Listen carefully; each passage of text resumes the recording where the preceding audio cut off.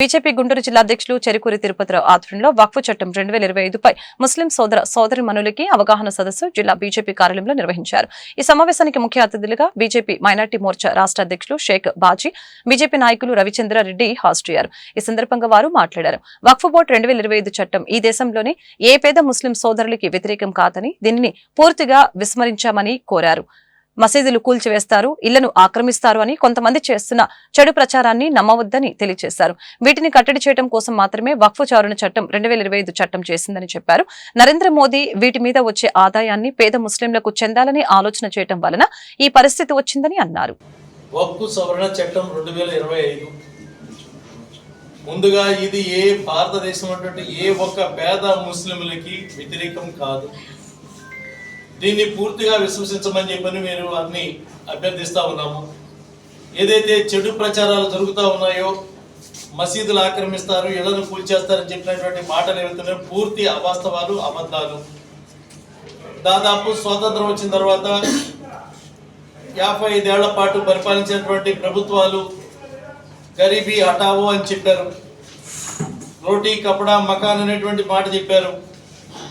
తాతలు పేదవాళ్లే, తండ్రులు పేదవాళ్లే, ఇప్పుడున్నటువంటి వాళ్ళు పేదవాళ్ళుగానే ఉన్నారు.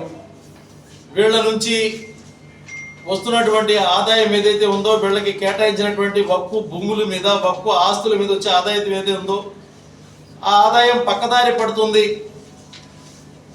దురాక్రమణకు గురవుతున్నటువంటి ఆస్తులు స్వార్థపరుల చేతుల్లో ఉన్నాయి. వీటిని కట్టడి చేయటం కోసం మాత్రమే వక్ఫ్ సవరణ చట్టం 2025 చేసింది. ఇటువంటి చట్టాలు దాదాపు 1954లో జరిగినాయి, 59లో జరిగినాయి, 62లో జరిగినాయి, 65లో జరిగినాయి, 95లో జరిగినాయి, అదేవిధంగా 2013లో కూడా జరిగినాయి. ఇన్నిసార్లు సవరణ జరిగినప్పుడు లేని ఇబ్బంది ఇప్పుడే ఎందుకు వచ్చిందంటే, రోజున బీజేపీ పార్టీ నిర్వహిస్తున్న ఈ కార్యక్రమం ఏదైతే ఉందో, వక్ఫ్ బోర్డు సవరణ చట్టంకి సంబంధించి అది చట్టంగా రూపొందిన తర్వాత కూడా జనంలో ఉన్న అపోహలు, ముఖ్యంగా ముస్లిం సమాజం యొక్క అనుమానాలను నివృత్తి చేయడం, న్యూట్రల్స్ యొక్క అవగాహన, అంటే మేధావులు కానీ, ఇంటలెక్చువల్స్ కానీ, వివిధ వర్గాల వాళ్ళకు కూడా ఈ చట్ట సవరణ అనేది ఎందుకు చేయాల్సి వచ్చింది, దీంట్లో ఉన్న లోపాలని ఏ విధంగా ఎన్డీఏ ప్రభుత్వం తీసుకుంది, అలాగే దీని గురించి విస్తృతమైన చర్చ ఏదైతే అటు లోక్సభలో, రాజ్యసభలో కూడా 8 గంటల కోసం నిర్ధారించినప్పటికీ